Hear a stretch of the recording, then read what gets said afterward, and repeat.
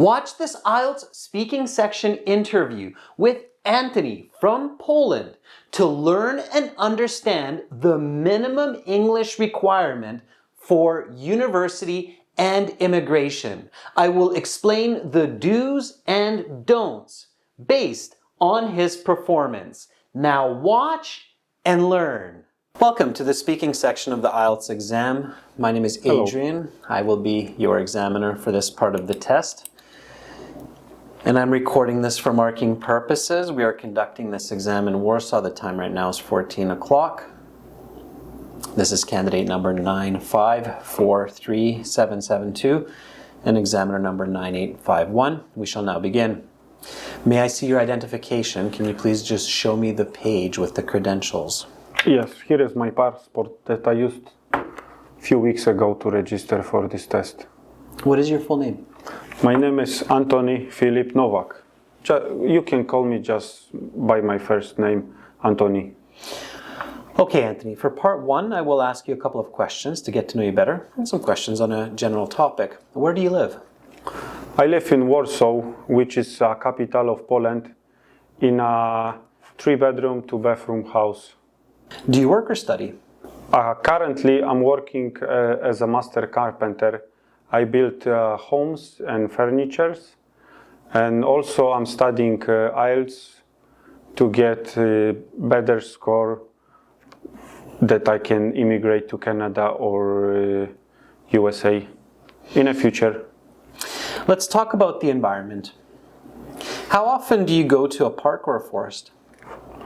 As a carpenter,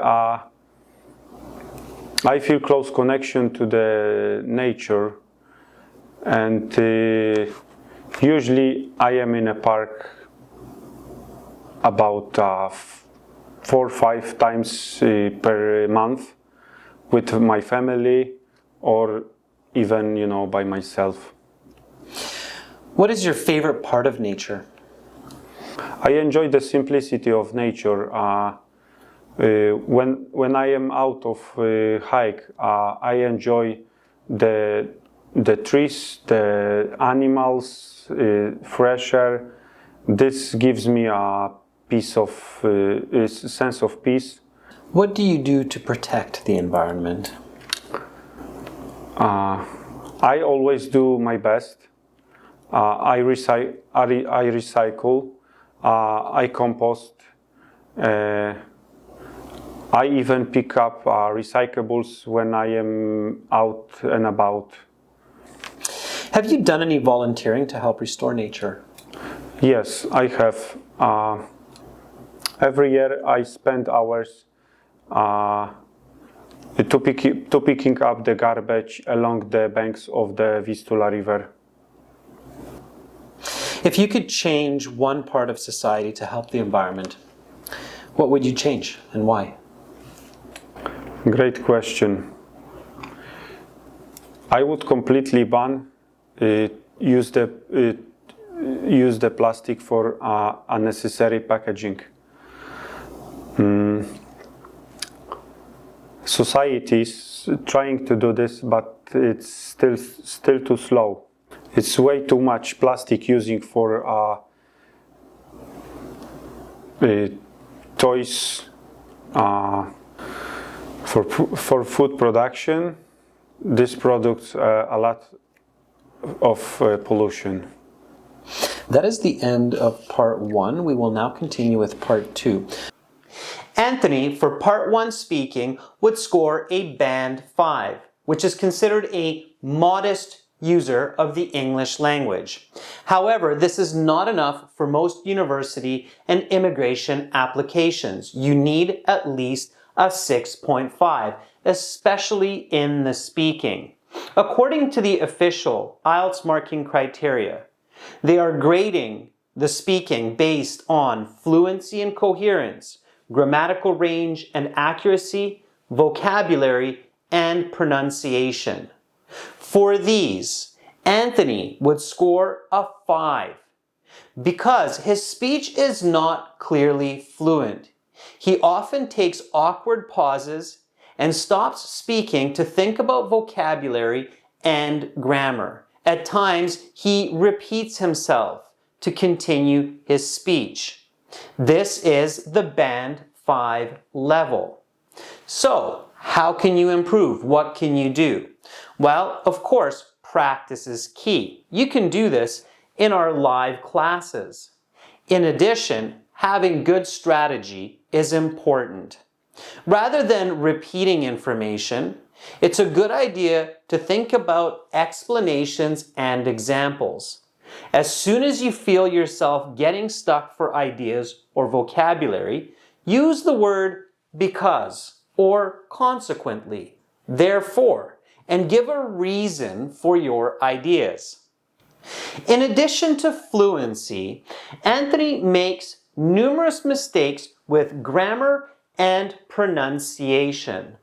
When he says the phrase, when I am out of hiking, instead of saying when I am out for a hike, or when he says currently working, strong R sounds, which would be much smoother in English, currently working.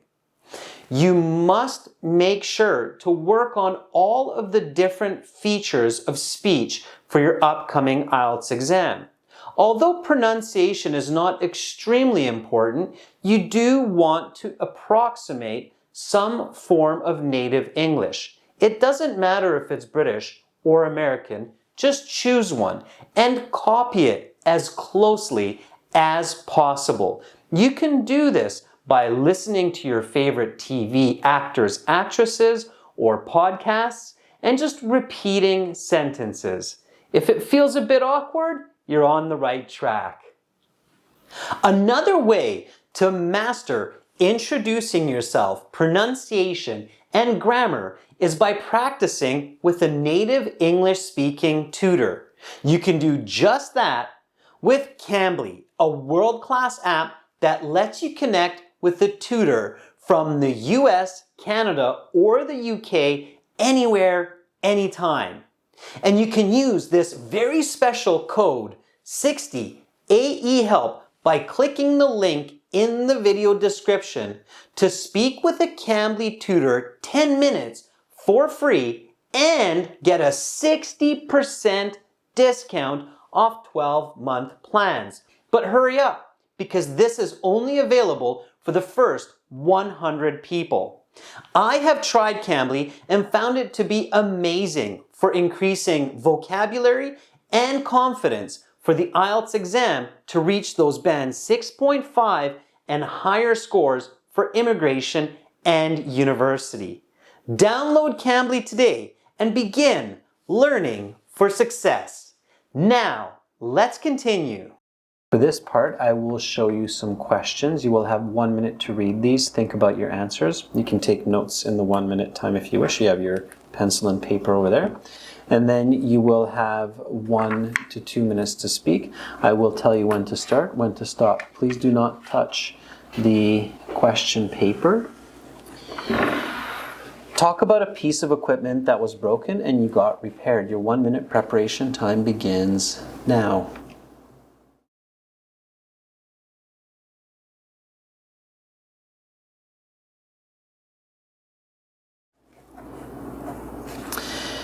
Your 1 minute preparation time is up. Please begin speaking. Around 3 months ago, my work car just broke. As a carpenter, I have a red Renault van. What I'm using to carry tools and building materials. On that Monday morning, my work van just wouldn't start up, and I was checked the battery, and battery is okay.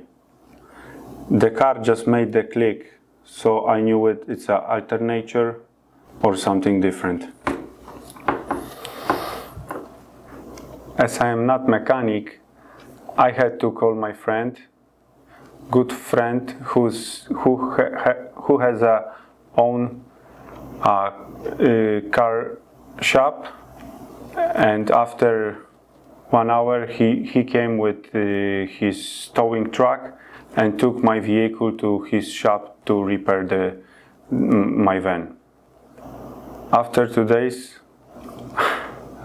days, he called me the car is fixed, and I just came to his shop to pay him and pick up my car, and I paid him for this service about 1,000 zloty. It was included the parts and labor. I was happy that he helped out so quick, because I need my van to make money. But on the other side, I was a little bit frustrated because I had to reschedule a few customers. Your time is up. I will stop you there. Can you please put the note paper to the side and the pencil as well? I will now take back the questions, and we will continue with part 3. In part 2, Anthony continues to maintain a band 5 modest level of English. His grammatical mistakes, his fluency, and his word choice accuracy stays consistent. However, he needs to improve on these to reach that band 6 and higher. Take, for example, when he says, "My car broke," instead of saying, "My car broke down." My car broke is understandable, but broke down is the natural English. Then he says, "I was checked the battery," instead of correctly saying, "I checked the battery." This double use of the past tense, was checked, is a simple mistake considered to be made by those at the band 5 level. In addition, he repeats himself when he says, "It was 2 days, it was 2 days," in order to think of more information. Rather than repeating yourself in part 2 when you get stuck, an important tip is to check your notes and to check the questions. It's absolutely okay to do this. Don't get stuck on the same ideas. In part 2, continuously focus on providing the examiner with new information. For this, visualize what you are saying. Through practice, you can master giving novel information and speaking fluently for that full 90 to 120 seconds. Now, let's continue. For this part, I will ask you some questions related to the response and some questions on this topic. What did you do for your friend to thank him for helping you in this situation? As I said, I was happy that he helped me so quick in my needs, and I invited him and his whole family to barbecue at our house. Let's talk about breaking and repairs. What are some objects that often break and need to be repaired? Besides our cars, people breaks also chairs, windows. As a carpenter, I know it because I'm repairing this one very often. How can people avoid breaking these objects? People can avoid to breaking things by doing regular maintenance, being more careful. There are some objects that people just throw away once they're damaged. What kinds of items are often discarded when they have broken, and why? The things what is not worth it to fix, as small things around the house like toys, plates. Usually we throw it away because it's not worth it of time to fix it. Or if a person wants to repair an item on their own, what is a good way to do this? Usually I'm repairing by myself, but before I'm starting to fix something, I'm checking the internet. What should individuals be careful about when they're doing at-home repairs? The people who's trying to fix or do repairs on sharp tools or power tools, they should pay attention to work gloves and goggles, and also what is most important, never try to fix the power tools when they are plugged in. How has technology helped people and professionals in fixing broken items? Tech has been very handy. In nowadays, people can fix some broken items quick and more precise. Is technology always good to use when fixing something broken? Most of the time is very handy, but I saw apprentice who's trying to do some framing work quickly, but it was poor results. Many people feel that the cost of repairs has become much more expensive than in the past. Do you agree with this? Why or why not? Yes, I agree 100%. In nowadays, many things are more difficult to repair, which people who fixing this, they need more training than before was. Now, can you give some examples? Just for example, the cars. A few decades ago, the cars was not very. The cars hadn't many small parts.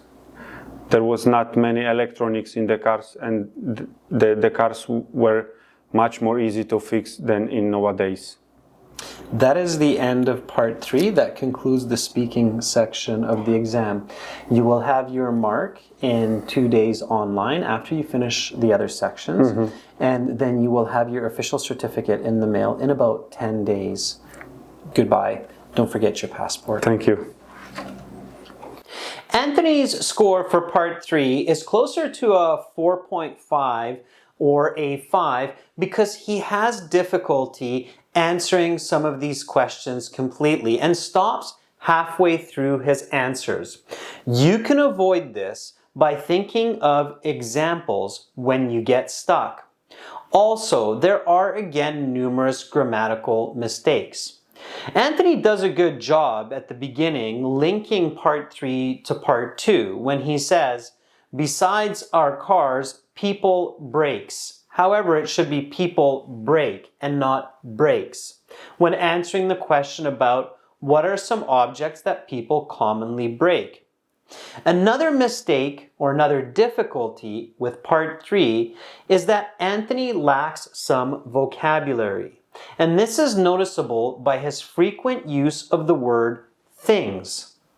Watch part 3 again and count how many times Anthony uses the word things. Think about words that can replace the word things to make the vocabulary a higher level and increase that lexical resource mark. It's this combination of grammar, vocabulary, pronunciation, and fluency that have to be mastered in order to get that band 6.5 or more.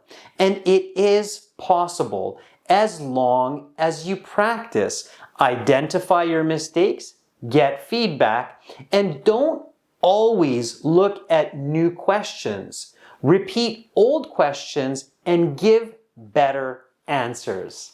Good luck the next time you sit your IELTS exam. Get over 100 video lessons for all sections of the IELTS, as well as original practice exams, a fully interactive course, and an app for your phone. Visit and join our premium IELTS package at aehelp.com. It's a one-time payment for lifetime access. We are a British Council partner, IDP affiliate, an official IELTS test registration center, and I'm a certified British Council agent. Begin learning for success today. Subscribe to our channel. Click over here. Watch another video. Click right up here. And click our IELTS Hero to join our premium package and get access to all of our videos, practice exams, and a fully interactive course.